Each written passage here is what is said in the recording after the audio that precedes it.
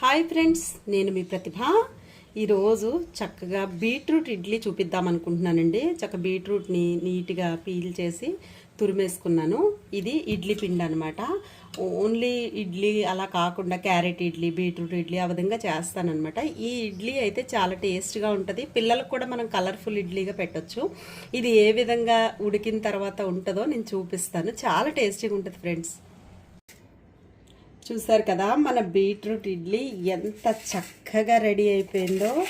ఈ విధంగా ఇడ్లీ తీసుకొని చక్కగా అసలు చాలా టేస్ట్గా అండ్ కలర్ఫుల్గా కూడా ఉంటుందండి. పిల్లలైతే ఎంత ఇంట్రెస్ట్గా తింటారంటే ఈ విధంగా చేసుకొని చక్కగా పల్లీ చట్నీ, టమాటా చట్నీ, మనకి ఇష్టమైన చట్నీతో సర్వ్ చేసుకోవడమే. చూసారు కదా ఎంత మెత్తగా ఇడ్లీ చక్కగా చాలా ఎంత బాగుందో. ఈ విధంగా హెల్తీగా చేసుకొని తినడం వల్ల మనకు కూడా హాయిగా ఉంటుంది. చక్కగా పిల్లలకు కూడా చాలా మంచిది.